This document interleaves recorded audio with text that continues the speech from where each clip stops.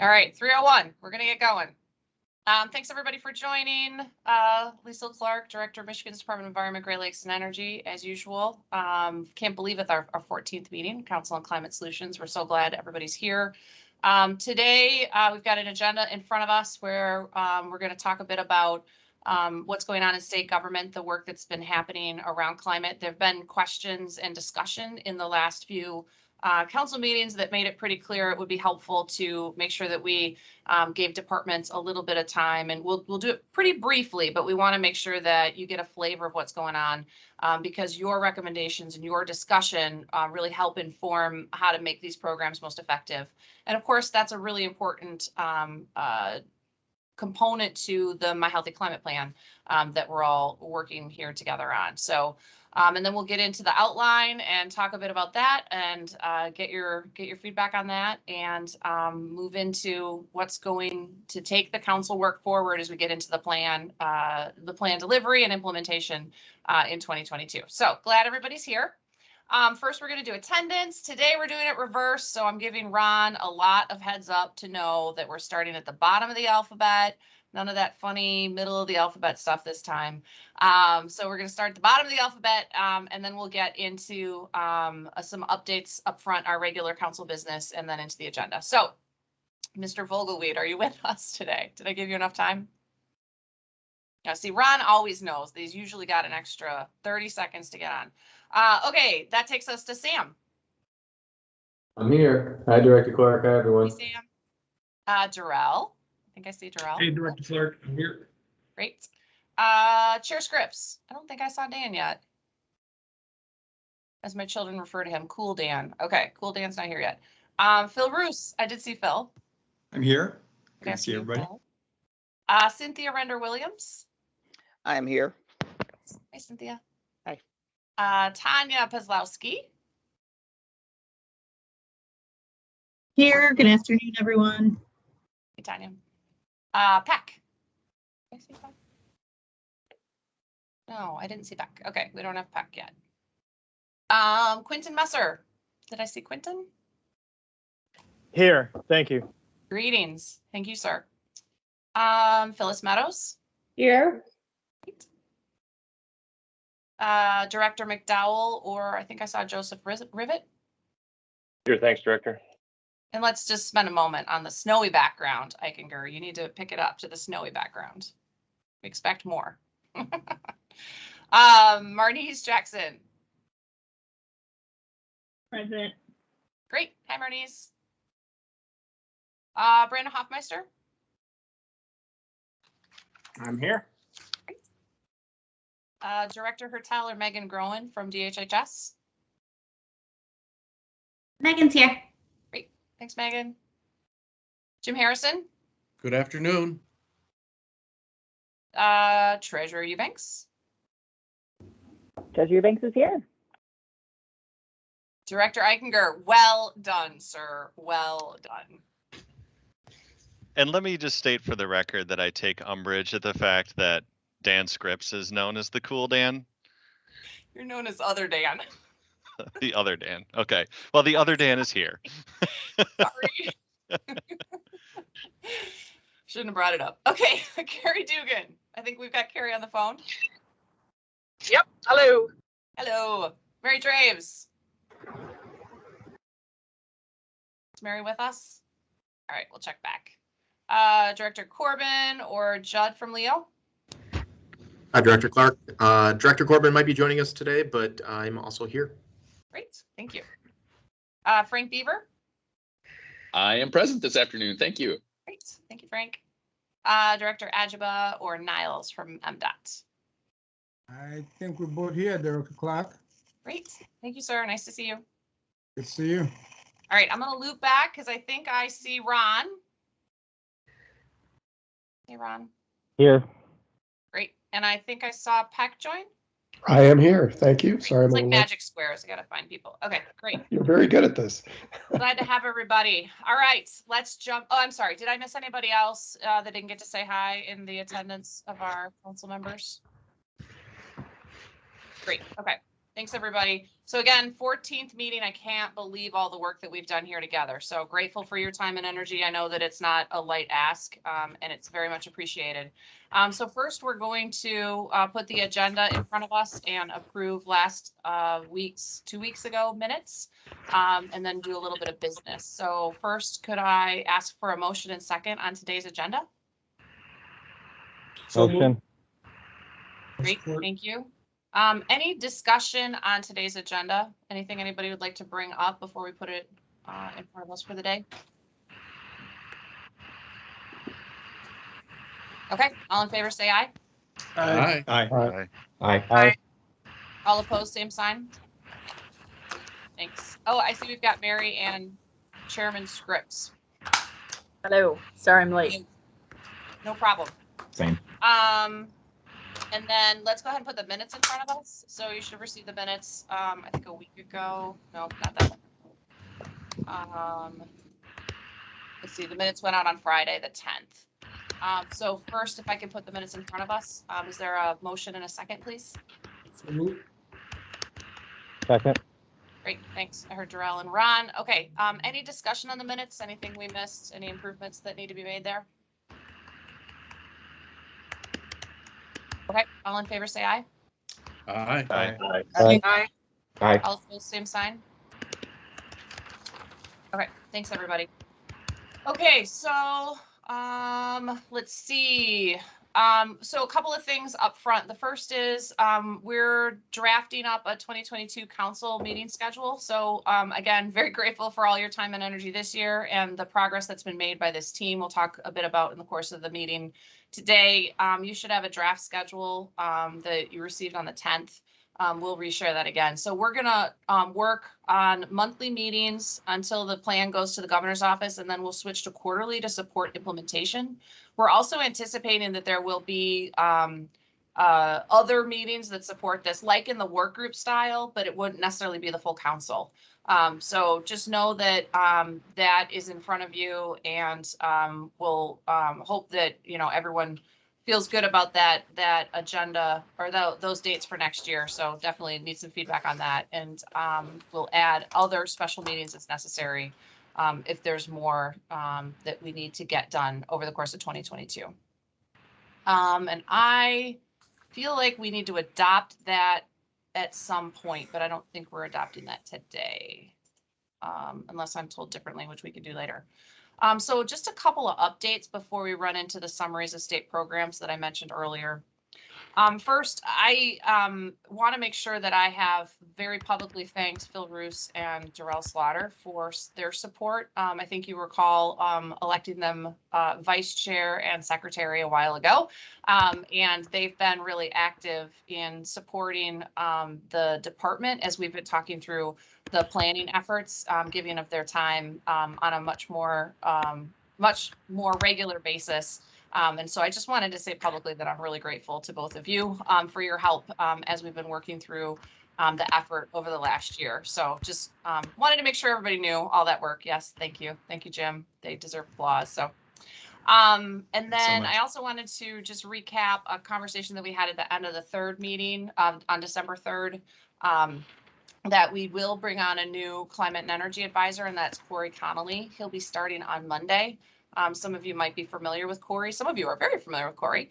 And those of you who aren't, you can find his press release to get a little bit more acquainted with him at michigan.gov/climate. So if you're interested in checking on that. And then the next, I wanted to mention that we've been receiving lots of comments. So really, really grateful to all of the entities out there that are giving us feedback about what they think should be in the My Healthy Climate Plan. So we had 2 good listening sessions that you received the notes on, I think earlier today.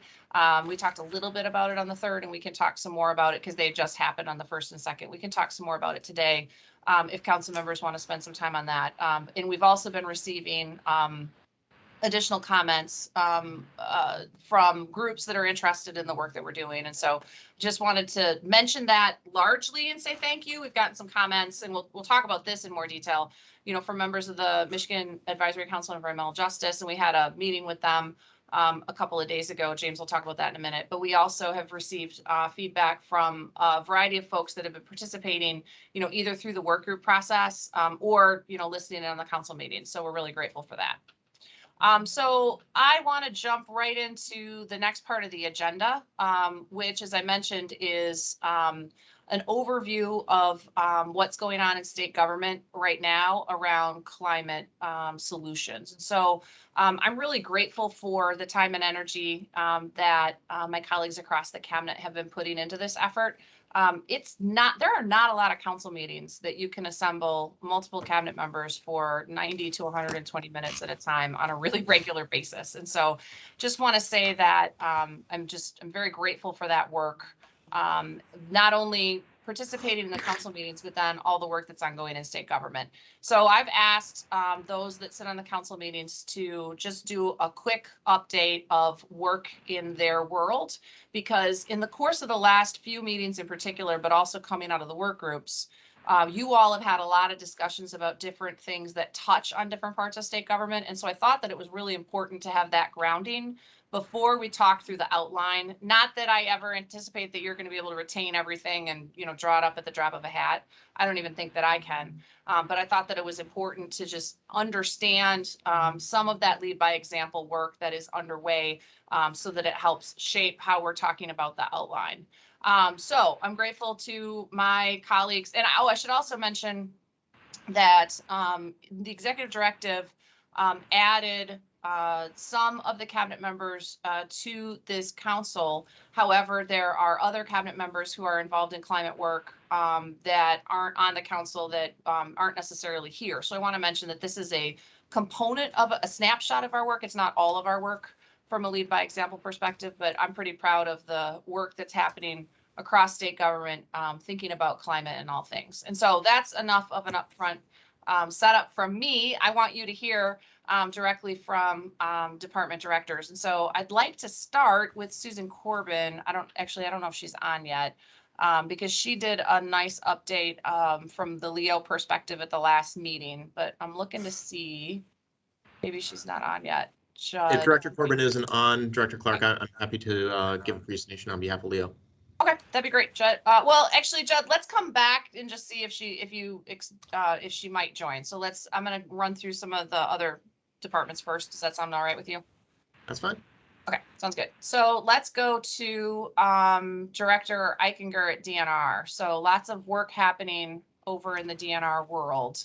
So if you don't mind, Director, setting it up from your perspective, I'd appreciate it. Sure. Thanks, Lisa. And we've got a lot of cool things that we're doing in the agency, and so I'll try and do this as efficiently as I can. But one of the things that we think a lot about for climate work in the Department of Natural Resources is that we're the state's single largest landowner.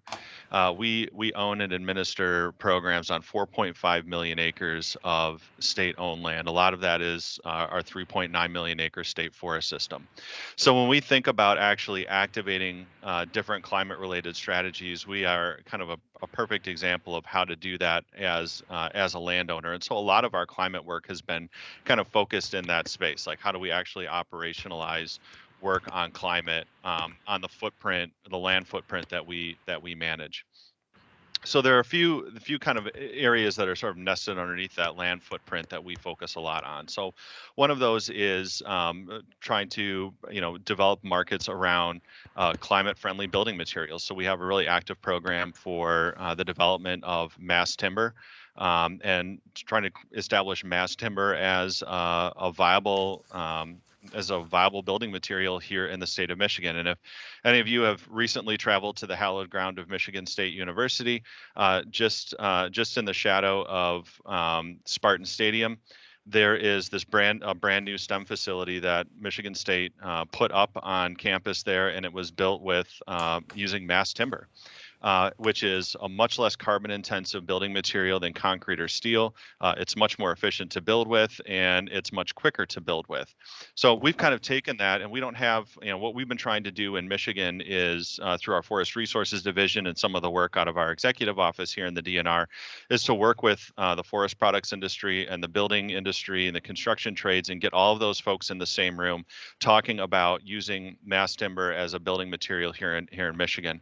In our budget last year, we were successful in getting capital outlay money to build the first mass timber building in the state government family. So the Newberry Customer Service Center for the Department of Natural Resources will be a mass timber constructed facility, and we'll be doing it in the UP, and we're going to use that not only as a public meeting space, a place to house some of our equipment and our staff, but as sort of a demonstration to show that you can build with mass timber that is produced right here in the state of Michigan using trees that are grown here. We can do it faster, we can do it cheaper, and we can do it more efficiently. And the benefits there are obviously, as I said, it's much less carbon intensive, but then you're taking the carbon storage potential that exists in every board foot of lumber and you're locking it away in a building for the next 150 or 200 years. We're also looking at how we can be sort of, responsible demonstrators of, the application of renewable technology. So we have this goal of trying to convert as many of the facilities that we have, hundreds of buildings and facilities in the Department of Natural Resources, over to renewable energy. So we piloted this endeavor a couple of years ago. So if you go by the Odin State Fish Hatchery Visitor Center, you'll notice a brand new beautiful solar array out front there. That visitor center is powered by 100% renewable energy that's produced on site. What that process told us was how to go through the procurement, how to go through the RFP, how to get all the pieces and parts in state government moving in the same direction so that we could do renewable energy procurement for state facilities. Now we're taking that same concept and we have expanded it. We've got, I think Scott Wickham's on the phone and he can help me out with the numbers, but we've got a large renewable energy project that's in play now for Southwest Michigan, where we're going to power a number of our state park facilities with renewable energy that's produced on the same land footprint that we manage and maintain. And there's more. So then we're also looking at that large land footprint that we have, that 4.5 million acres. And I'd love to tell you that every 4.5 million acres is an absolute treasure in the state of Michigan. And lots of that land provides wonderful habitat for fish and wildlife, threatened and endangered species. But we also own a lot of land that is marginally productive for those purposes. We have a lot of like sand and gravel pits that have been played out, or quarry pits that have been played out. So we're working with our friends and partners in the utility industry, and we're looking at those as being good places for us to potentially have utility scale solar arrays on public land. And that's a tender conversation with a lot of folks, because people project a lot of value and a lot of feelings, and there are a lot of competing interests when it comes to the best use of state land. But we think there's a way for us to take some of those marginally productive lands and put them into productivity for creating clean renewable energy here in the state of Michigan, not unlike some of the big battles that happened in the 1970s over oil and gas development on public land. We have tens of thousands of oil and gas wells all across our public land footprint here, and we're just taking a look at some of those places again that are marginally productive for timber, forest, fish, wildlife, other wildlife and conservation related benefits, and again turning those into places that we can locate utility scale solar. We're also trying to figure out ways that we can unlock the carbon storage potential in our state forest system. So Michigan wants to be trees. As much as folks wish that we had some big prairie complexes and grassland complexes where we could bring back our wild pheasant populations here in the state of Michigan, Michigan wants to be trees. And so we're figuring out ways that we can unlock the carbon storage potential in a way that continues to feed forest products and timber into that commodity market and keep that very, very important sector of our economy healthy and thriving, but then also create and start to orient people around the idea that carbon or that carbon storage solutions exist right here on our own landscape. And if we have a well-managed state forest system that folks are willing to invest in, for the carbon storage potential, it creates a lot of opportunity for us to generate new revenue here in the agency that we can crank right back into good conservation on the ground. We are the first state agency in the country to use our state forest system and unlock the potential of our carbon storage there. We had a video that profiled that project that was played at the COP26 climate summit in Glasgow here a few weeks ago. So we're pretty excited about that. And our phone really is quite literally ringing off the hook from other state agencies, other countries asking us how we managed to pull this off here in Michigan. We're also, and I'm sorry, Lisa, I'm probably getting a little long-winded, but we're also doing some really cool work in the applied space. So we manage a lot of really special places in the state of Michigan, and we look at the places that are going to be threatened most by climate change, like our cold water fish system. So we're taking a really long, arcing view of a river system like the Au and we're getting the right people around the table with stakeholders and smart folks from the university community and folks from the agency space. And we're trying to put together like a 50-year plan that will help keep those cold water characteristics that support our native brook trout populations and our cold water fishery systems. How do we keep them cold for the next 50 years against the backdrop of a changing climate? So we're actually trying to operationalize resiliency work so that we're helping to steward these places through this period of change and make sure that those essential characteristics that support important fish and wildlife remain those same characteristics going forward. And then the last thing I'll put a plug in for that probably is more in Quentin's wheelhouse than mine, but we're trying to be a place where we can house and welcome EV charging stations on that huge public land footprint that we have, make Michigan a destination for people who want to travel into the state and be able to move from park to park to park and be able to charge their electric vehicle as they explore the wonders of our great state. I'll stop there. Thanks, Liesl. That was awesome. Awesome. Thank you. Which gets me excited just to listen to it. Okay, we are going to hop over to scripts now. And that was a nice transition as you talked a little bit about utility partners and the components that kind of live in his world. And you've heard from Dan a few times, particularly early on. I think it was like the second or third meeting. But wanted him to talk a bit about it from the MPSC perspective. So Dan. Yeah, I don't You're love having to follow. Dan, I shouldn't say that. So. I don't love having to follow Dan Eichinger after that, but I also know that no matter who from the cabinet I followed, it's going to be a tough follow. But we are trying to do what we can. Obviously, the commission is not primarily a climate regulator or, in fact, a climate regulator at all. But I think we do have a recognition that a number of our decisions have pretty significant climate impacts, even if our primary focus is as an economic regulator. So the first I'd highlight is really trying to plan for where things are going, that we understand that there's a transition taking place towards cleaner energy resources, and how do we make sure that our regulatory framework is up to the task. And it's why we launched 2 years ago the My Power Grid initiative in partnership with Governor Whitmer, looking at everything from customer engagement to integrating emerging technologies and then optimizing grid investment and performance, and a whole lot of work streams underneath that, but really trying to make sure that we love the analogy of the bus. We're not driving the bus, that's technology and markets and a lot of other things, but we also can't afford to be run over by the bus. And hopefully it's an electric bus. But trying to get out in front of that, make sure our framework's up to the task.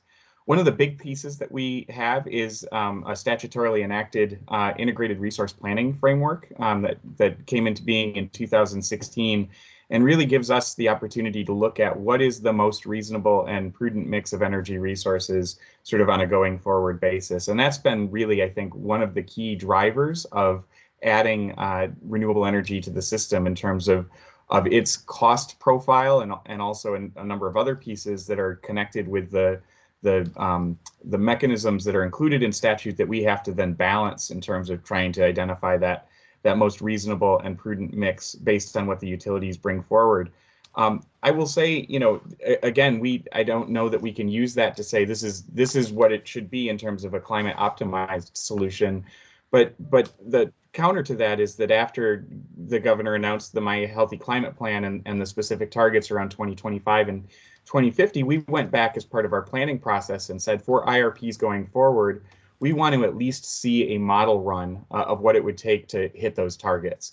And again, I'm not sure that we can require that the ultimate plan hits those targets, but we found that simply by having the utilities model what a plan that's consistent with the governor's targets, that sometimes raises sort of results that folks previously thought weren't achievable or weren't cost effective, and find that sort of in the modeling that they actually are competitive. And I think that's a really important piece of the puzzle. And I'll also flag the energy waste reduction. So we have in Michigan statute a requirement that electric utilities get at least 1% annual savings from energy waste reduction.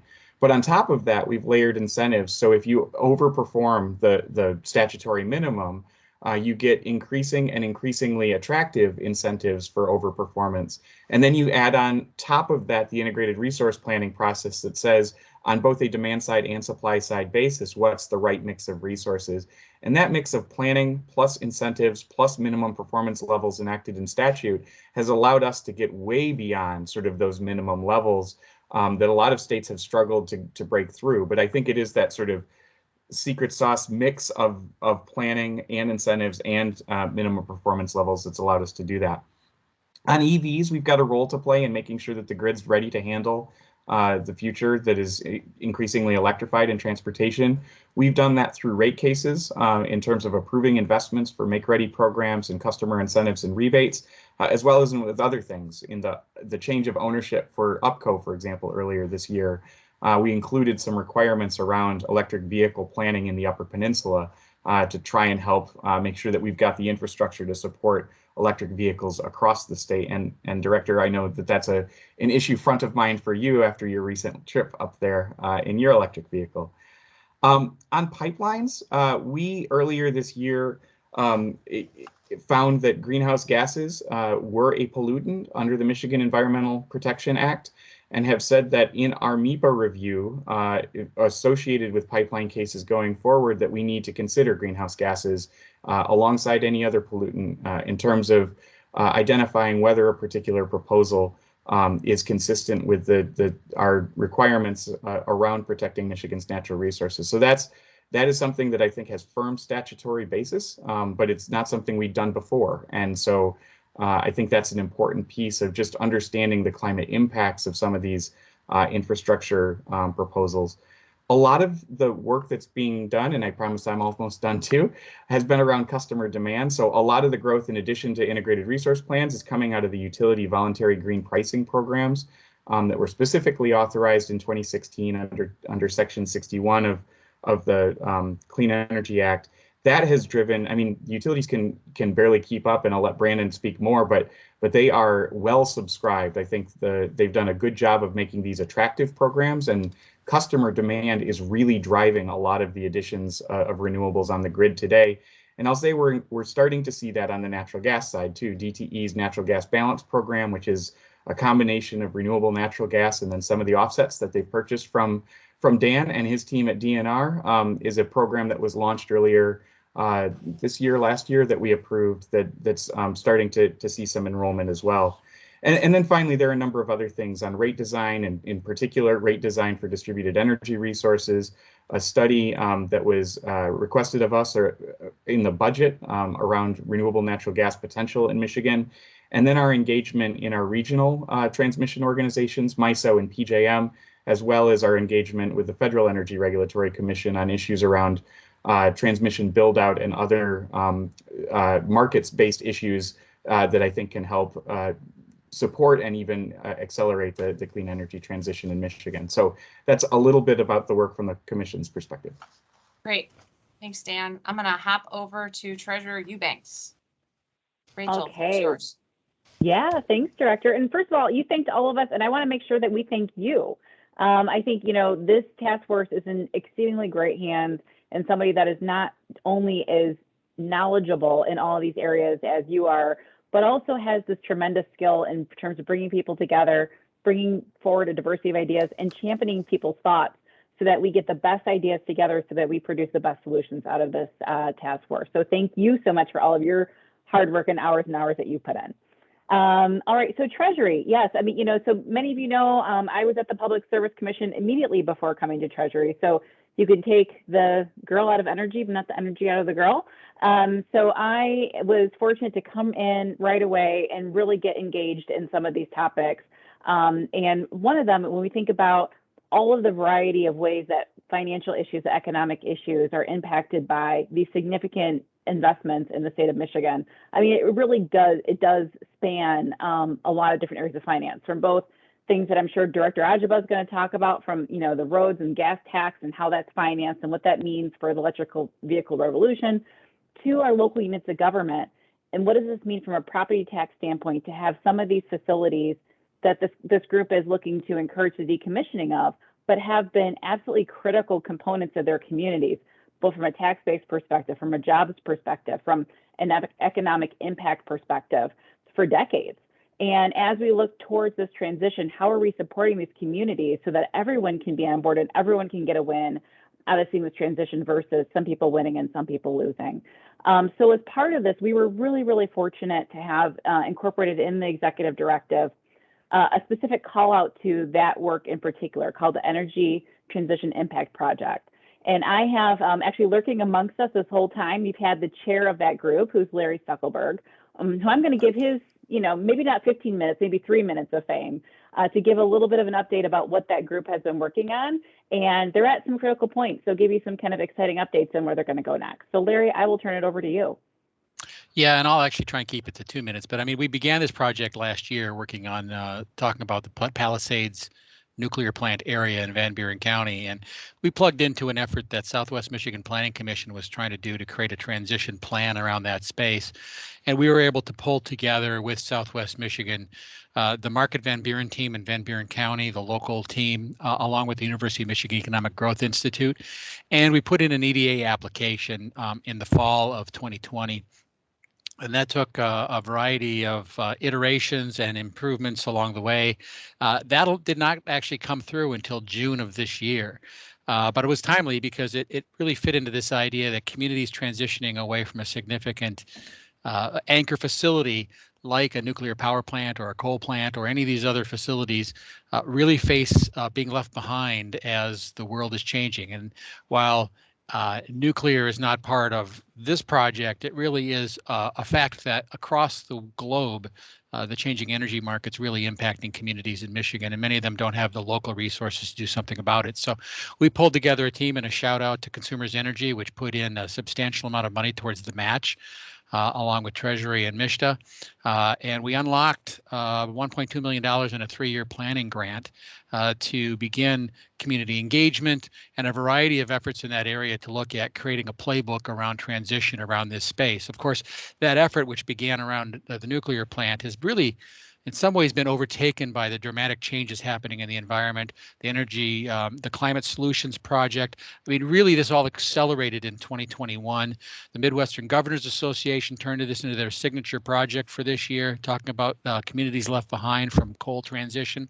And it just, I really can't talk about how fast this has overtaken our meager efforts to help communities. So because the project took so long to come together in Southwest Michigan, we opened a second front along with some communities I've been working with around our community engagement effort with distressed communities in the Downriver community area. In 2018, they completed a plan, a high-level plan around transition in the riverfront communities of Ecorse, River Rouge, Riverview, Trenton, and Wyandotte. And that plan, while it laid out some broad goals, needed a next step, which was how to start implementing some key project and activity in that area. We had done some of this work already in Ecorse and River Rouge. So we pulled together a team with the Downriver Community Conference, University of Michigan EGI again, and we're building an application which has to go in this month, trying to utilize the EDA's coal community transition resources. Now, a lot of that has been focused on coal mining communities, and when you hear people talk about that and they show a map of this thing and they look across the nation, it is a lot of coal mining communities, but we're making a strong bid along with support of state agencies, federal officials, local officials, and others that losing both the Trenton Channel plant and the River Rouge plant are clear indications of how the transition in coal is affecting these communities. And I think the treasurer hit it on the head when she talked about these communities' tax base, which for years as they've hosted these communities has been the anchor facility, have faced significant declines in that tax base. And they have very little local resources in order to replace that. And these also are many communities that have struggled over the last 15 to 20 years with a variety of other deindustrialization challenges. They also happen to rest on this waterway, that the Detroit River that flows right past them, that drains the Great Lakes to Lake Erie. So there are a range of issues around deindustrialization, environmental justice, just transition strategies, and environmental protection that happen along that pathway, particularly with the fact that there are so many brownfields in those communities. So our goal really is to engage the communities on a locally driven planning effort. We're trying to create strategies and ideas that can be lifted from there and used elsewhere as we go through these dramatic transitions that seem to be accelerating in so many of our communities and don't have a simple solution. But that really is what we're looking at, a just transition project in both communities that try and bring in federal investment, state investment, private investment, local strategies to create not just something for this year or next year, but something that really is a long-term strategy to reposition those communities. It's been a long time coming in some of these communities that have faced deindustrialization and decline of tax base for the last, in some cases, 20, 30 years. The River Rouge tax base, for instance, has dropped by 2/3 since 2008.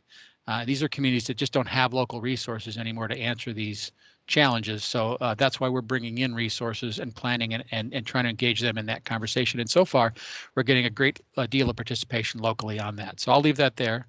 I'm not Cool Dan or the other Dan, but I'll answer, happy to answer any questions. And especially after this, if you have ideas about engaging these communities in these strategies, I'd be happy to take those. The electric bus discussion last time, loved it. Already started talking to the communities about we should be trying to figure out how to make that happen. Electric school buses in those communities would be an excellent investment and a signature project to get people thinking about change. Yeah, I love it, Larry. And one of the conversations we've been having over the last few days was, how do you overlay the air emissions challenges on overburdened communities to enhance the opportunities for different mobility, right? So, but let's keep going. So I'm going to take that from a mobility perspective, because we're also transitioning, obviously, from ICEs to battery electrics, but that to me takes us over to transportation. So Director Adjaba, really thrilled to have you participating in these conversations. If you wanted to say a couple of words about the transportation world, we'd appreciate it. Thank you, Director Clark. Good afternoon, everybody. Since I've not had the opportunity to be here in the last two meetings, I'm going to let my colleague Niles give the report. But before I do that, I'd like to address a couple of the things that Treasurer Eubanks mentioned. With the transition from gas to electric vehicle, we're beginning to see that there's got to be a need to start having this national conversation on how do we generate revenue, right? Oregon's piloted this vehicle miles travel idea, but it's running into some challenges as well. The first one is, okay, well, we put a device in your car that reads the mileage and gives us data that we can use to charge you. People didn't like the idea. They say that's, Big Brother tracking them. Okay, then the other idea is, what if we do an honor system? Doing an honor system was not working well either. So I think nationwide this conversation needs to take place, but I don't think nobody wants to dip their toe in that controversial issue yet, but eventually we're going to have to address it. So with that, I'm going to turn it over to Niles. All right, thank you, Director. Yeah, I'm going to focus a bit on how resilience and climate change is being a part of MDOT's planning process. So bear with me, I'll do a quick background and then get into the details. So the planning process at MDOT operates under the umbrella of 3 federally required documents or plans. The first document is the long-range plan, which is required to have a 20-year planning horizon. MDOT very recently finalized this long-range plan. It's referred to as the MM 2045 or the Michigan Mobility 25. The second document that we use in planning is a fairly newer required federal document called the TAMP, or the Transportation Asset Management Plan. This is a 10-year risk-based strategy for pavement and bridges. We're hoping in future iterations that it'll include other assets and modes. Right now, we're in the process of updating that plan, which is due to FHWA in 2022. The third document I was going to cover is the 5-year program, which is a fiscally constrained 5-year plan of projects, which is updated every year to incorporate that 5th year on the horizon. So the reason I bring those up is because MDOT's been incorporating climate change and resilience to extreme weather events into each of these documents in their latest iteration. They can all be found on the website, the MDOT website, and I can share them with the team later if they prefer, or if people prefer. So the long-range plan is a multimodal plan, and it's the first in the nation to incorporate freight planning, rail planning, active transportation, passenger transportation, plans and studies, all into one document. And resilience to climate change and other stressors are included in the strategies and goals of that plan. Previously, all those different modes would have their own independent plans that didn't necessarily talk to each other, so we're working to make sure that we have a comprehensive long-range transportation planning document. The plan also includes a resilience chapter, which addressed the need for Michigan transportation network to be resilient to the impacts of climate change. As everyone knows, our infrastructure and communities have been increasingly impacted by frequent flooding and damaging inundation just across the state. So it was a sign that we needed to pay very close attention to that. The plan also recommends developing a comprehensive vulnerability assessment, which is building off of work that MDOT assisted SEMCOG on, which is to identify pressure points in our system and to recommend solutions. The plan, as I previously mentioned, also identifies climate risks to all modes, from freight to passenger to aviation. There's also a discussion in that plan around the need to consider right-sizing the transportation network. In many cases, right-sizing a segment of road in a community can free up space for less carbon-intensive transportation options. The second document I talked about is the TAMP. This is more of an internal document. It's a risk-based strategy document. The 2019 version of this developed a risk management plan to get ahead of the potential negative effects of climate change and other uncertainty and impacts to the department's objectives and operations. This plan identifies disruptive events and risks, estimates the likelihood of these events actually happening, and then tries to estimate the cost of implementing those mitigation strategies. The 5-year program, which I said is something that's updated every year, the current version, the 2022 to 2026 5-year program, for the first time categorized projects into 3 categories that match the priorities of MDOT. So those projects are identified as supporting equity and inclusion, supporting resilience, supporting complete streets and multimodal projects. So through these planning tools, which I'm in planning, and the work of our department's operations and development bureaus, MDOT is working to improve climate change resilience and really resilience to all threats, kind of the forefront of the work we do. MDOT is also studying the impacts of the rapidly variable and quickly changing water levels of the Great Lakes and how that might be impacted by climate change, and how we can best protect the investments we've made in those communities. Specifically to maybe more relevant work is MDOT's also in the early stage of developing an electrification strategic plan. We're currently reviewing proposals and hope to get this underway in the new year. But the plan is going to really help MDOT understand how we need to operate in an electric vehicle future. As was mentioned by the treasurer, part of that plan includes, what are potential impacts to revenue. This strategic plan really also helped prepare us for the numerous discretionary grant programs, which were recently announced by the Bipartisan Infrastructure Plan, or the IIJA. In the past 5 years, MDOT's already been working with Clean City of Michigan to designate many miles of our freeway as alternative fuel ready. Those fuels range from electric charging stations to opportunities for natural gas or liquid LPG. This is really an initiative led by the US DOT, where we submit applications for these segments of freeway. And that program is continuing into the new Surface Transportation Funding Bill, the IIJA.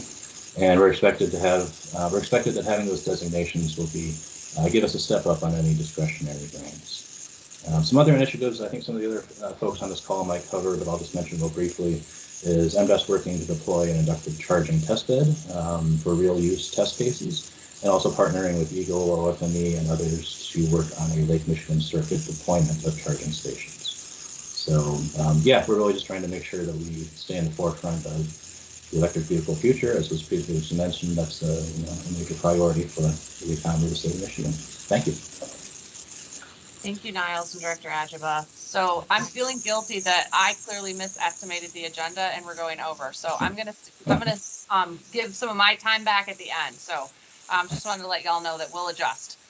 So I think that this is great. This is great. I hope people are getting a lot out of this. I want to hop over to the economic development side of the world. I'm really grateful to have my colleague, President Messer, I believe is the correct title. But Quentin, I wanted to know if you wanted to give it a couple of minutes from the MEDC world, because there's lots going on for you. Yeah, sure. I'll just do 30 seconds and then I'm going to ask my colleague Steve Akal to really drill down. I think the big picture things are one, just a closer partnership with Eagle to make sure that we have sensitivity and sort of what we're doing and what type of projects we're trying to bring to Michigan. Just make sure that we have that overall sensitivity. And I think the second thing is we are really aggressively working closely with our utility partners to make sure, and shout out to Brandon and the team at Consumers for really leading the direction in this. And then the final thing before I turn it over to Steve and Director Cool Dan, with the background Dan, mentioned the work that we're doing on the Office of Future Mobility and Electrification is vitally important. And I also think the fact that what we can do, lastly, is to leverage the fact that we do have such a beautiful terrain, fresh water, and use that as a business attraction and talent attraction tool. And with that, I cede my time to my colleague, Steve Akal. Thank you. Thanks, Quentin, and thanks, Director. So perfect segue. So I wanted to talk about a little bit how we're supporting the governor's climate goals kind of through the lens of our strategic plan. And that's, the vision of our strategic plan is building a more equitable and resilient economy that works for all Michiganders. And so this was something that we put together prior to COVID, and it's actually more relevant than it has been. So we have 5 focus areas in our strategic plan, one of which is around retaining, supporting, and attracting businesses to the state. But there's also a number of other focus areas in our strategic plan that I'll touch on a little bit. But we've talked a lot about the transition from ICE to battery electric vehicles, the aggressive carbon reduction goals that we need to meet. But knowing also in prior meetings, we've talked a lot about the new technologies that need to be developed to meet those goals. So there's an impact on our incumbent companies that we have in the state, be the automakers, the tier 1 suppliers who are investing billions to make that transition, as well as the employees that are impacted, as well as the impact to the lower tier 2, tier 3 suppliers that don't have a lot of money to invest in that transition. And Larry talked a lot about the impact to the communities as well, not just from the impact to the workforce or the manufacturing plants or power plants that are transitioning, but also just in terms of how are they planning for what the future looks like when that transition happens. So a lot of those threads we have been playing a role in. First and foremost, Quentin talked about attracting those companies and helping support those companies that are helping making that transition, be it the energy storage companies, the electrified vehicle manufacturers, semiconductors. All those are key to helping us make that transition. We want to see that happen here. We know the transition is happening. Let's make sure it happens in Michigan. And more of those companies are, have some pretty aggressive renewable energy goals that they've established. In many cases, 100% renewable energy in a certain time frame. And more, those companies, as we're working with them, not just the in-state companies, but the out-of-state companies, are asking about the state's climate goals. And if they locate in the state, are we able to meet their renewable energy goals? So obviously, we market the heck out of the governor's climate goals and plan. We use that as a way to attract some of these businesses and companies here, because it opens the door for some of these. Because this was something probably 10, 15 years ago. A lot of companies were dabbling in this, but it was probably tilted more towards marketing than actual investments. But now we're seeing it as actually a factor. Obviously, there's a lot of other factors that come into play, right? Talent being the number one, first and foremost, infrastructure right up there, access to customers. There's not really one factor that businesses use to make that decision, but overall, they want to know, can the state meet their demand? Obviously, sharing the governor's goals is important, and also, being able to share our utility partners' goals They've made some aggressive goals in carbon reductions, and sharing that with them and working with our partners from consumers and others on, yes, these are achievable. So that has tremendously helped, and that's how we're continue to promote that. But that's really on the attraction side, which really, while it gets probably the most press, that's a lot of our resources. We support a ton in just our existing companies. So 80-90% of our resources go to supporting those companies in the state that are growing. And for those, we meet on a day-to-day basis with those to try to understand what some of their challenges, needs are. And we're always promoting the energy efficiency programs that our utilities are running, because in many cases they may not be aware of what's out there. A few years ago, we worked with our partners at Eagle to also look at developing this Michigan materials marketplace, because some of these companies that had byproducts in the manufacturing process, had made commitments to go landfill free, and looking at, are there opportunities to reuse that material in other products and develop some economic development opportunities from that. So helped put together that marketplace to match buyers and suppliers, people that want to get rid of end of manufacturing process materials, utilize it, and then others. In some cases, we had companies that were looking at locating in the state, but were looking for a specific byproduct from a manufacturing process. So helping make that connection.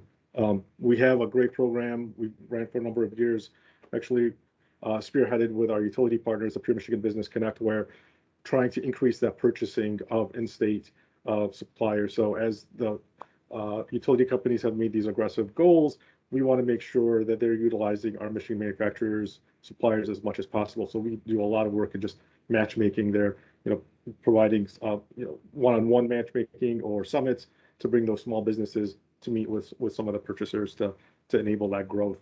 And I touched on a little bit of the tier 2, tier 3 suppliers, and that's really been our focus here, especially as we looked at some of the rescue plan dollars that are coming our way, and advocating for some of those dollars to help in the retooling, especially knowing that the tier 2, tier 3 suppliers don't have a lot of funding to invest in R&D, and looking at what's coming down 2-3 automotive vehicle cycles away that are going to be 100% transition.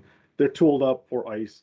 Are there opportunities for them to retool, not just for battery electric vehicles, but all other industries, clean energy industries as well? So really looking at how we can support those. Hopefully we can get some funding from the rescue plan to do that. Larry did a great job of talking to them about the impact of the transitions potentially having on the communities. I wanted to spend a little bit of time talking about that as well. A lot of our team is working with many of those communities as well. But just first and foremost, we have about half of our resources in total, while it's primarily focused on the business development side, is also we have a significant amount of resources focused on community development, and not just providing funding, but also technical assistance to support the revitalization of underutilized and blighted properties, promote infill development, brownfield redevelopment. We do, some of which we don't even offer that financial assistance until a community is at least engaged in one of our programs called the Redevelopment Ready Communities Program. And through that program, we make sure that the community actually has a plan put together around the engagement. Are they engaging the local communities, their partners? Is their zoning actually aligned with their master plans? How are they promoting and engaging with the community?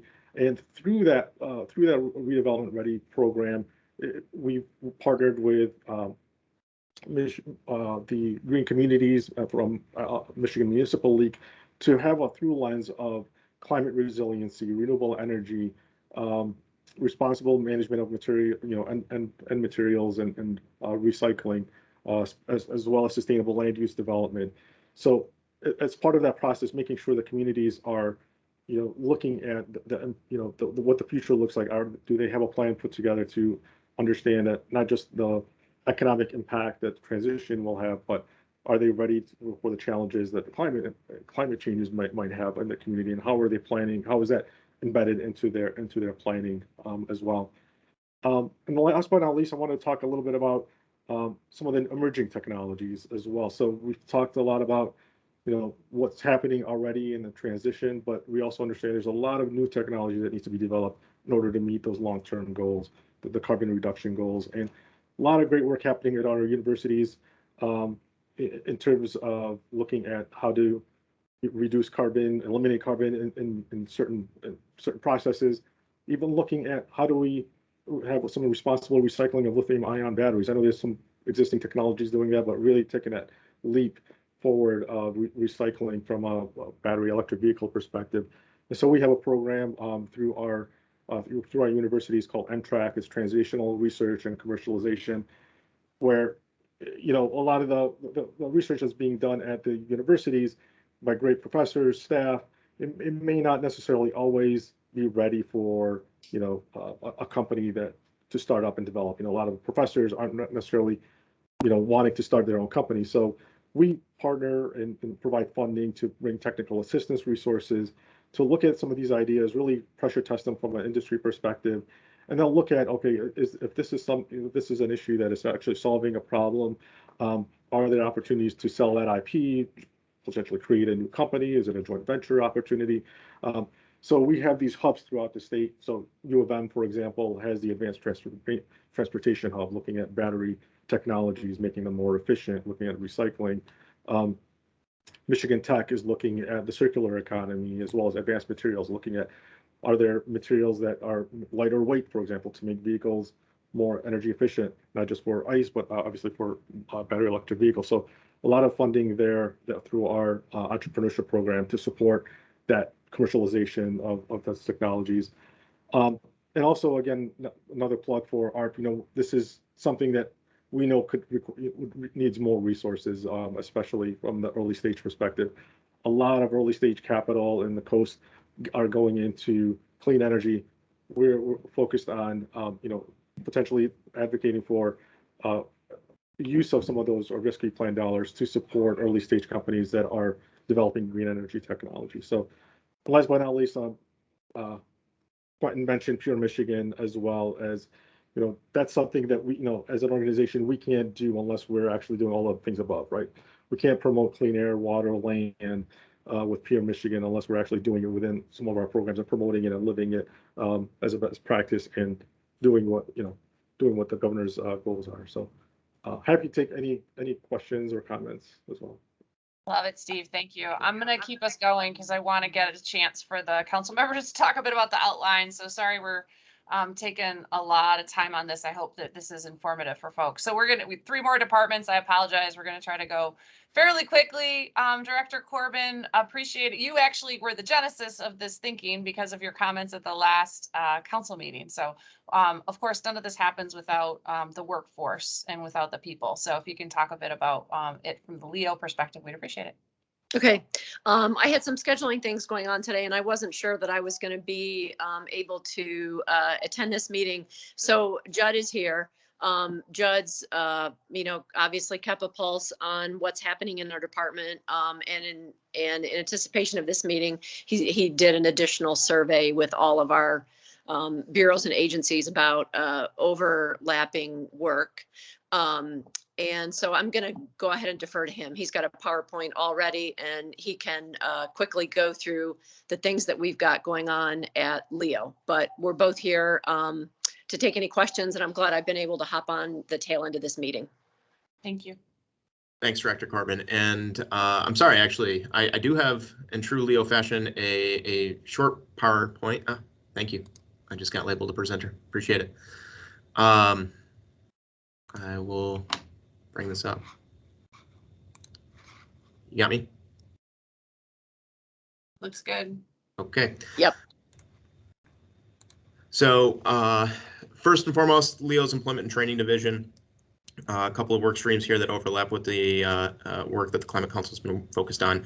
Employer-led collaboratives bring together employers, education and training institutions, workforce development organizations, and others to formulate solutions to fill identified talent and labor shortages. And since 2019, Leo's E&T division has awarded approximately $4.8 million to 27 different organizations under the Michigan Industry Cluster Approach Grant Program to launch new employer-led collaboratives or revitalize existing ones. There are at least 3 energy-focused employer-led collaboratives statewide, there's at least three. Two of them are statewide. One covers another, a very large geographic region. The Michigan Revolution for Electric Vehicles, or MyRev, is a $5 million, 5-year effort scheduled to be fully unveiled next month in partnership with the Office of Future Mobility and Electrification.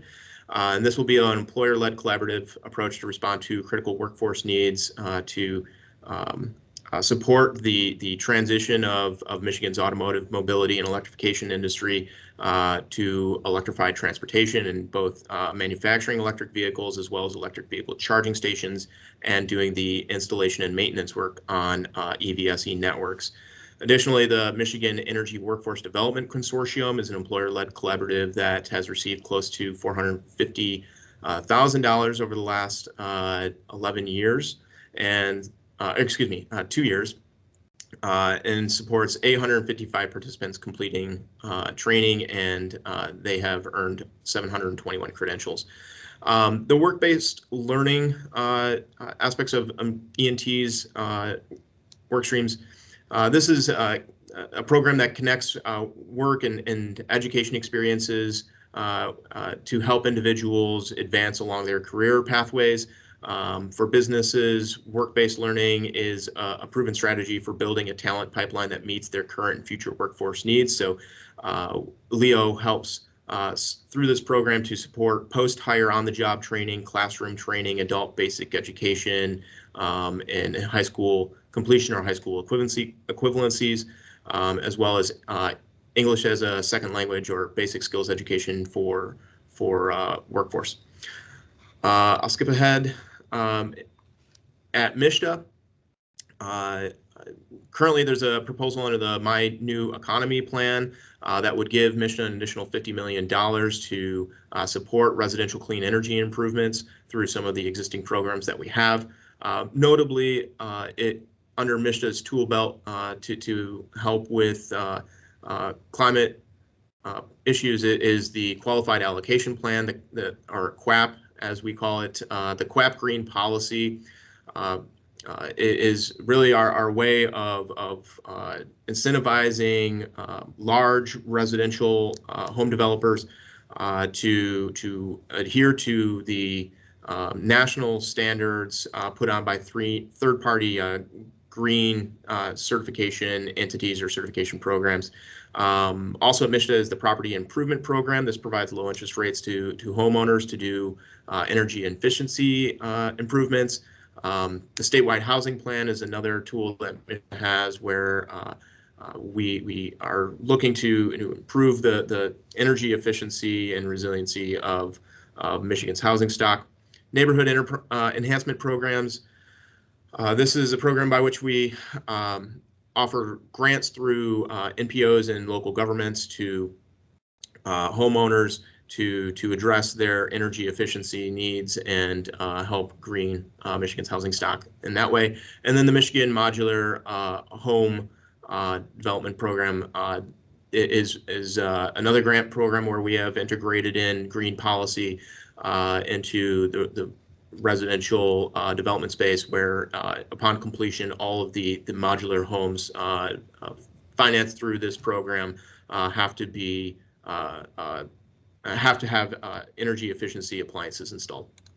And then the Office of Future Mobility and Electrification, obviously you've heard about some of their work streams through the presentations of other departments already, but just to note a few. The Michigan Council on OFME serves as the lead staff agency to the Michigan Council on Future Mobility and Electrification, an advisory body stood up by Governor Whitmer to provide policy recommendations to keep Michigan at the forefront of mobility and electrification. Obviously, this council works very closely with the Council on Climate Solutions in developing electrification policy recommendations for Michigan's transportation sector. A few projects that OFME's been leading on: the Lake Michigan EV Circuit, the Rev Midwest 5-state MOU around charging network for medium and heavy duty vehicles, and then the wireless charging project, all of which we do not do without the support of our fellow agencies and departments across state government. So thanks to everybody for their help on those. OFME is also working on P3s to deploy charging networks on state properties or other quasi publicly accessible properties like the system of metro parks in Southeast Michigan. And then a little bit more on OFME. Recently, Governor Whitmer issued Executive Directive 2021-13, which kind of situates the Office of Future Mobility and Electrification within state government as the quarterback for deploying all the federal resources around electrification of the transportation sector and building out our network of charging stations. We're also working with some outside stakeholders to develop a toolkit for local governments to inform them of the authorities that they have, as well as the opportunities to support vehicle electrification and future-proof their local economies for that new form of transportation. Working with DNR and the National Park Service around advanced mobility and electrified mobility services on federal parklands and national shorelines in the state.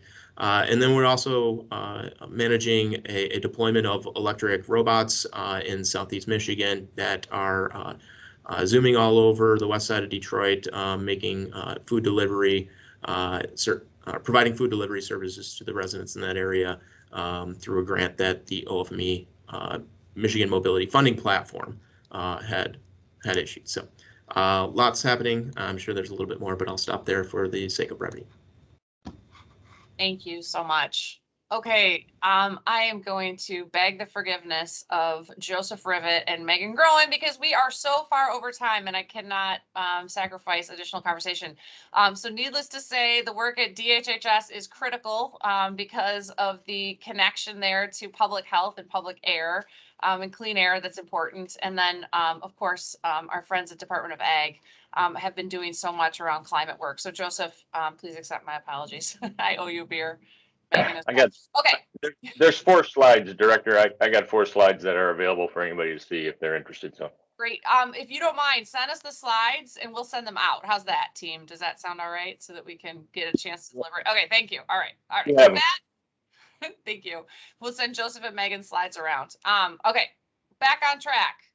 So thank you to all of the departments for participating and for presenting. I should, again, as I mentioned up front, this wasn't even everybody. So definitely an all of government approach that I think it's really important to lay the foundation as we get into this conversation about the outline for the plan, because I think it demonstrates the intersectionality that's so critical when it comes to these issues. And frankly, the places you heard a lot of the themes in the course of the presentations, you know, when Steve McCall's talking about investing in innovation, you know, when Scripps is talking about what does that oversight look like from the utility side and how do the IRPs play into it to, you know, the economic development component. So you can see all of it connecting together. And that was what I was really hoping would come out in the course of the presentations.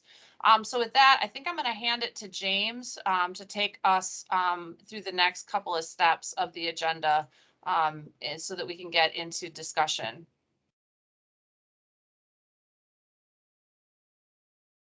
James is looking for his mute button. No, thank you very much. Appreciate it. Again, I am trying to, let's jump to the outline itself because we want to make sure that we kind of get there. And I'll mention some of the discussions that we had with the MAC EJ yesterday, you know, kind of as we go through that on some of the kind of the equity points that they raised with us. But I wanted to give people a brief kind of a overview of what kind of the outline is looking like, you know, get whatever feedback we can quickly here. I also want to put out the offer that any member of the council who wants to meet kind of one-on-one, you know, over the next weeks, while we continue to draft the plan, our door is open and we're willing to have those conversations to kind of get feedback. And I'll highlight a few of those points that's kind of going into the plan. So Kimber, if you want to pull the outline up, kind of broke it into a couple of different parts here. Kind of scroll down there, yeah. So of course we'll have our letter from Liesel, you know, and kind of just an introduction that really kind of tries to put it in kind of the bigger picture of the impacts that Michigan residents are currently experiencing from climate change. You know, that this isn't some esoteric problem that's only happening elsewhere. We're seeing impacts here. We're seeing flooding here. We see the challenges our farmers have with erratic weather and farming, new insects moving in, you know, the potential impact to our forestry industry. So real impacts happening here in Michigan. And kind of coupled with that, kind of the really important issues that we've heard about today about kind of the future economic development in Michigan being really contingent upon being able to provide green power to new employers to retain the ones that are here, and to realize the co-benefits we'll get from the reductions in air pollution as we move to kind of cleaner forms of energy. If you kind of scroll down a little bit, the next three areas were kind of buckets where we saw that if the state doesn't perform in these buckets, you know, we don't make the goals. It just doesn't happen. You know, if the grid doesn't get greener, you know, and we don't kind of get better maybe at siting renewable energy systems across the state, it's hard to then justify why you're trying to electrify everything else. You know, if you've got the whole transportation sector relying on a clean grid, you know, if it's not there, it starts to all kind of unravel. So really showing the importance of really kind of those basic steps of continuing our transition away from fossil fuels, really reinforcing kind of some of those commitments that our utilities have made and helping them follow through on their promises.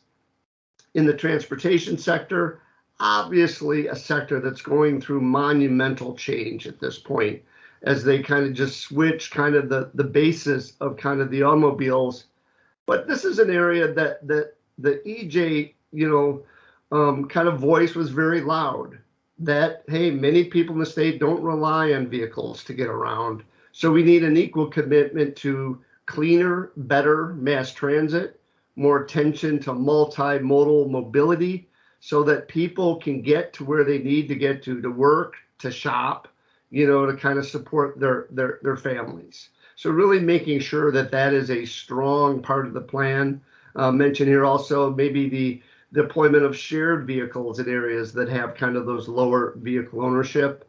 A couple of these areas, as far as the importance of kind of the electrical vehicle side, you know, trying to set it up so that we can have a good conversation with our legislature about what might buyer incentives look like for individuals or fleet owners. You know, what might a clean fuel standard look like in Michigan, and trying to set us up for very productive legislative discussions in a way in the plan. And then lastly, kind of a real focus on energy waste reduction. We talk a lot about, you know, greening the grid, moving to cleaner energy, and then potentially, you know, in the later steps, you know, capturing carbon to kind of offset the fossil fuels we're using. But if we don't shrink the energy pie, you know, those things get much more difficult to happen. So how do we rebuild our infrastructure for the next century? You know, what is those energy kind of water infrastructures improvements that need to be made so that we can retrofit our homes so that they become much more efficient, so that we can, you know, kind of utilize some newer technologies to start to rely on cleaner energy as our form of heat and other matters. Also kind of looking at the fact that weatherization programs don't touch all the households in Michigan, and we have what they've called weatherization deferrals. The house is not in good enough shape to spend weatherization dollars on them. We need to help people kind of upgrade their homes. And a lot of time that's going to mean access to capital, making sure that families have a mechanism to borrow the money that's going to save them money long term and help them kind of join in these efforts kind of going forward. The next section kind of looks a little bit and the multiple areas within the plan that we've noticed that innovation is going to be critical. Energy intensive industries makes a number of different areas where it's going to require some innovation to get to where we need to get to. the concept of industrial hubs, of getting companies to work together to kind of feed off each other's byproducts in a way that kind of help to save energy and reduce those byproducts into the environment. Mentioned transportation already, but we've heard of the low carbon building materials. And again, continue to look at that long-term role of carbon capture, healthier soils in Michigan, so that, that can be the basis of kind of sustainable agriculture that's going to be extremely important globally. I talk about this a lot, that Michigan is lucky in that we're a little more buffered than a lot of the prime growing places across the globe.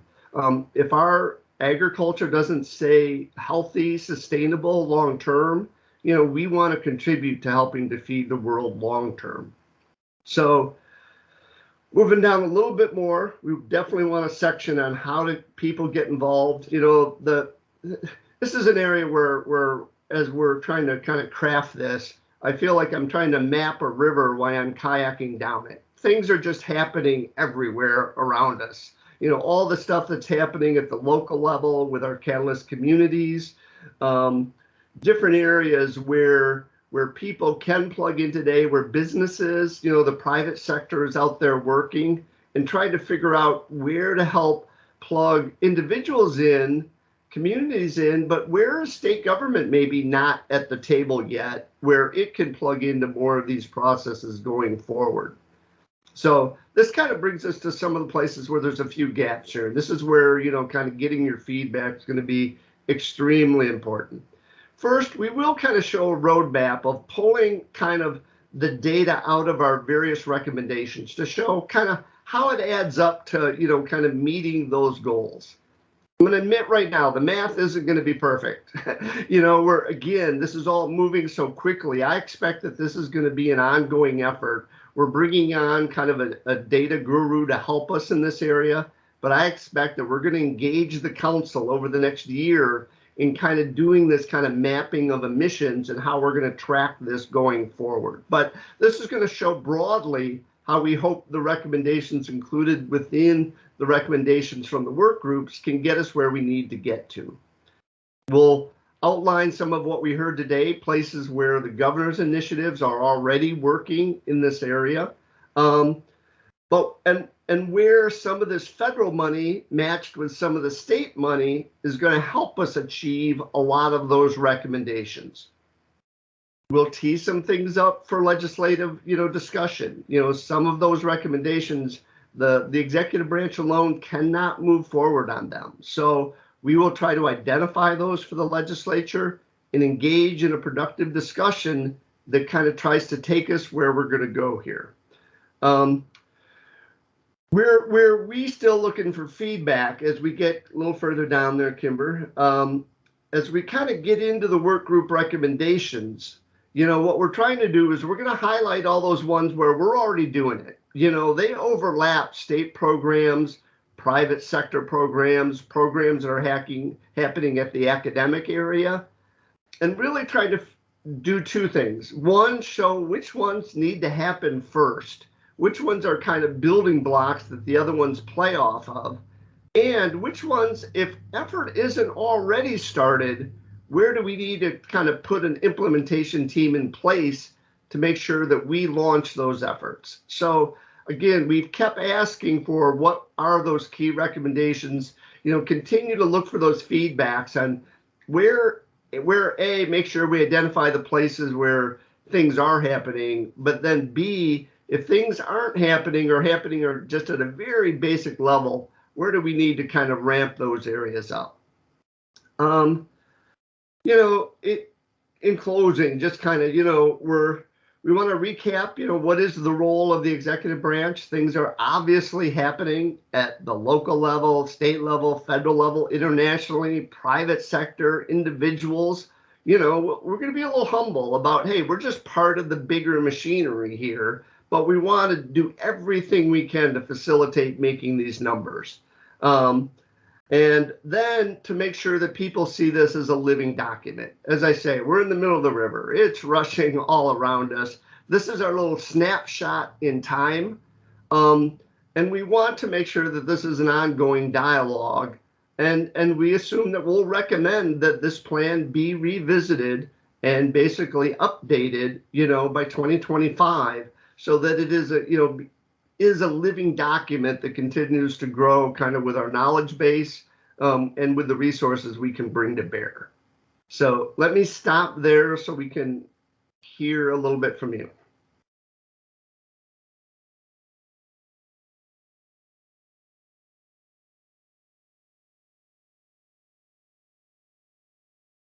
All right, I see Ron's hand up. Thanks. First and foremost, impressive job getting all those recommendations into some succinct format, James. Appreciate all that and the work from all the other department heads I know that were actively involved.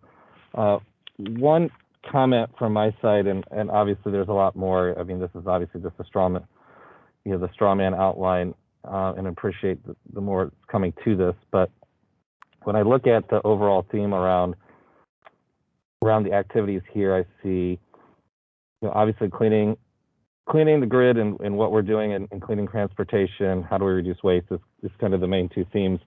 But I don't see the other theme coming through very loud is this idea of resiliency and flexibility of both either the home or the grid or vice versa. So if I'm looking at, the second title in the energy production, I would have expected to see a little bit of the energy production and resilience, because that's what distributed resources, that's what flexibility and how energy is used, and not just the sheer reduction, because there's only so much of the turnup we can squeeze before 2050. And I have a really big concern with, especially as you noted at the end, this massive transformation in transportation. And if we have other things electrifying at the same time, the grid is going to have to be, and its components, the uses of the grid, whether they're heavy energy users or transportation or even homes, are going to have to be a lot more agile, smarter, and flexible. So I don't know if that sits in the innovation section or highlighted the innovation section. So how we tie those together, and then what is resiliency, and that comes into play with climate resiliency, as I even went through the presentations today, the underlying theme of what are the impacts of that. And not just where it's used today, but how and where that may shift based on some of these activities. So, but like I said, it's probably more splitting hairs than anything else. But wanted to bring that up into the attention. But excellent job on the outline. So thank you.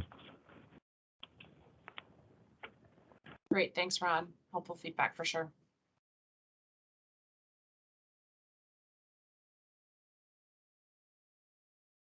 Other council members want to jump in?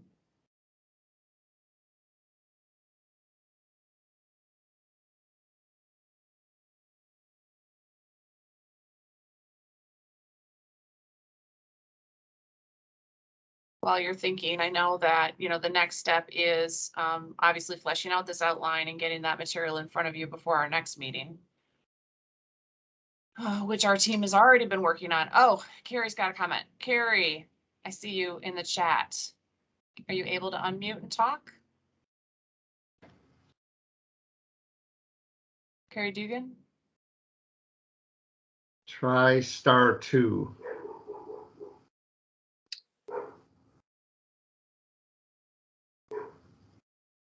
Okay, Carrie, keep trying. We'll come back. Did I see Dr. Meadows' hand up, I think?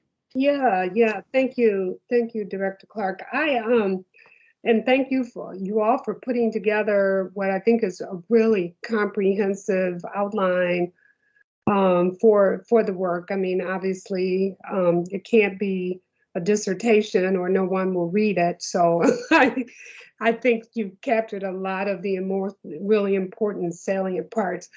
I just had a few comments, and they're pretty general kind of comments. And one is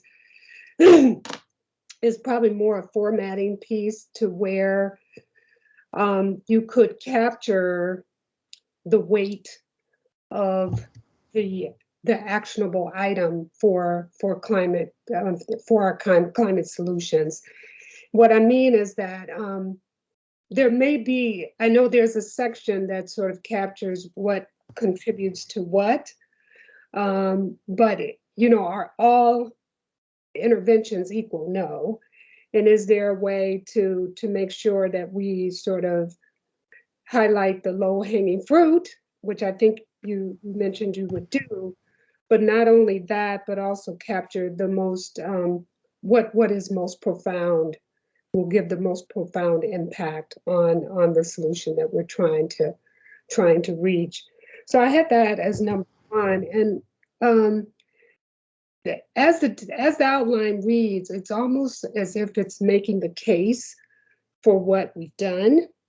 And the latter part is sort of what we think we need to do as a result of all of these things. And, just trying to find balance between, if we're doing this because we know it's the right thing to do, and these are reasons why, but trying to find the balance between the rationale versus the interventions and what it's going to mean for people. Because I don't know who all is the audience, but I just always feel that it's like, and so what does it mean to me, kind of always when people read these things, can they get to that? And so it may be, just trying to find that balance. And I wish I could tell you where to cut, but I think you've got all the reasons why. And it's now, okay, so what? The so what is really, really important to lift up. And then the third thing I had is around something that you mentioned, Dr. Clark, and that's around the intersectionality. I think without a visual, unless you're just super, super skilled in this area, people are not going to connect those dots. So, for those who are like me, I do like some pictures. These connections are, I think if it's just narrative, without some of the visual and some of those intersections, you were saying the themes were emerging as I was listening to the departments. And I was like, how can someone visually make that connection? So I just throw that out, for those of us who like kindergarten level materials like me, to just kind of get that, see if we can figure out a visual to capture those intersections that you mentioned, or where things fit together. Because this is not 6 or 7 or 8 different things. These are all these things coming together to make a big bang. Okay. And so how can we capture that either? And I think narrative doesn't always get us there, but is there a way to capture that? And then the last thing, I had a couple more things. Well, one I'll say is really important is I think of Michigan as a place where, it's a lot of Joes and Janes, and we want to know what we're going to get out of this too. So the workforce development piece, the workforce opportunity, the job opportunities, the opportunities for our young people to contribute to this wonderful state. And I don't know if that's too soft for this sort of report, but I do think it could be framed in some way around the future of our state and its workforce. I mean, to maintain what we're going to do is going to require a whole new body of players, and young people, our young people, not people like me. But, how does that fit? And there's no people in this for me. I just feel like we got to put people in this in some way. And then the economics of it all. We didn't do a lot of talk even in our work groups about the green premium. This is going to cost. And I think it's wise, the suggestion about indicating how we're going to leverage federal funds, but and the private, this is public-private partnerships, but there's a cost associated with all of what we're proposing to do. And we have to be able to be honest about that and transparent. It's going to save us in many ways, but it's going to be a cost. The cost for all of this is going to be like this first before it to kind of dips. And so I just think somewhere where we show the economics of this will be important. And then here's my last comment, I promise. And this is the equity piece that, you know, I would normally lift up first. But I don't think it's reflected here. I think it's the science, it's the real work, it's the real issues. But we miss if we don't talk about when we're making the case, even if we're making the case, that there are communities, whether you go up north in the rural frontier kind of areas to where when you go into the urban core, we're missing things, we're missing people. And I just want to make sure that the people come out of this in a more, just lifted up in a much more profound way. And that if we talk about the problems and why we're doing this, we also have to lift up that at least we're having that on the forefront when we go into this, that's on our mind, that we're going to make sure we can't right all the wrongs of the world, but we can make sure we don't make those errors go. This is a profound shift in the state's well-being, and that needs to be front of mind. So I'll stop there and apologize if I took up a bunch of time because I see hands going up. So thank you. Hands going up in support. That was fabulous. Thank you. I see Phil Ruse's hand. Okay, I'll be quick and I can follow up out of this, but because some of what was just said is I'm just sort of building on that. But I think in reading, I think just reading what's in there right now, it sort of reads, I think Phyllis was saying this, like our principles and our rationale, and not real. I'm sure I'm counting on in the final or the draft version we're going to see in January, I'm imagining that's going to be more concrete on this is actually what we're recommending and some goals around that. The other thing, I think Carrie mentioned this, is just some Michigan-centric aspect of it coming through. I'm sure that's happening too, and there's little pieces of it. But anyway, I have a lot more to say, but we're over time already, so thanks. I think it would be good. It would be great to know sort of what is the product that we're going to see in January going to look like. If there's some sharing out on that, that'd be helpful.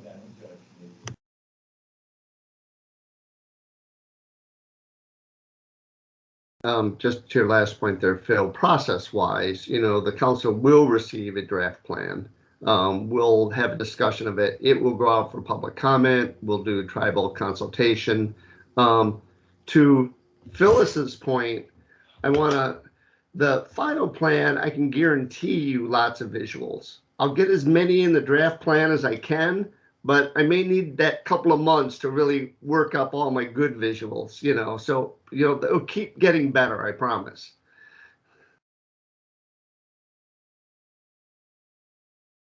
I believe that. Lots of good suggestions and discussions in the chat too that we'll pull out. A couple folks mentioned Carrie's comments. So Carrie, we hear you, we read you, just FYI, and I see some more from Jim on workforce, etc. So we'll obviously pull those out. But I do want to give folks a chance. I know we went a little long in the presentations earlier, so I'm happy to hang out for a few more minutes to make sure that people have a chance to give voice to comments if they want to give voice to those comments today.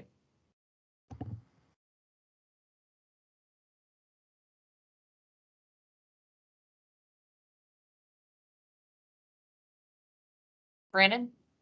Yeah, just James, I appreciated you talking about leveraging the federal funds. I think particularly in the short term, in the next year or two, that's going to be a really big way that we can set the state up. And so that didn't pop out as much in the outline, but I heard you say the budget recommendations, that's going to be a focus. So I definitely think that's in the spirit of finding some actionable things that are going to set us up, I think that's a really once in a generation opportunity. So let's definitely talk about how we can leverage that.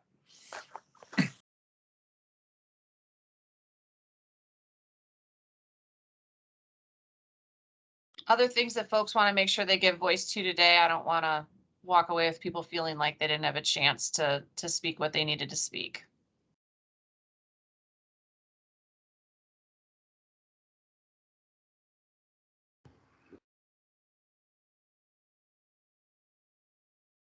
All right, well, I'm going to echo James's comment that we're happy to have additional conversations. So please feel free to reach out as you're pondering. And if you have, middle of the night thoughts, call James. Don't call me in the middle of the night. Just kidding. Don't call James in the middle of the night. But we'd be glad to continue the discussion. I did have a couple of slides, but I will send them to you. But they're basically just kind of outlining the next few dates so that you have that in your head. So talking a bit about slides you've already seen about where we've been, but then also a slide or two on kind of next dates. In particular, we're getting together on January 11th, and you're going to have a copy of the report, the draft report before that. So wanted to just emphasize that. Our meeting on the 11th is from 1 to 3. As always, you can find things on michigan.gov/climate. Actually, I'm remiss too. James pointed out that we should adopt those those 2022 dates. So if we have enough council members, and it looks like we do, I think I'd like to just adopt those two by voice vote. Just gonna look real quick and make sure that we've got, yeah, it looks like we've got enough folks. So if it's all right with everybody, if we can just put those dates in front of us and then know that we can also modify those in 2022. So can I ask for a motion and a second on the dates that you received an email for the 2022 calendar? So moved. Support. Right. Any discussion on that? Just one quick one. There's Yes. nothing in between April and May. Is that correct? Yeah, so we went monthly to begin with and then to a quarterly pattern, knowing that there are likely to be implementation teams that'll format sort of like the work groups in the intermediate. And then the other one, could we send out those holds and calendars all the way out through the whole year so that? Yes, we can make that happen. Thanks, Ron. Good point. And then you'll also get an email from us with slides from DHHS, slides from AG, and then slides, just a couple of setup slides that I had prepared for today. So. Perfect. Thank you. Okay. Wonderful. Okay. Oh, we didn't vote on that. Sorry. All in favor? Aye. Aye. Aye. Any opposition? Aye. I lost track because the delivery guy drove up and I was convinced my dog was gonna out me in the course of this conversation right now.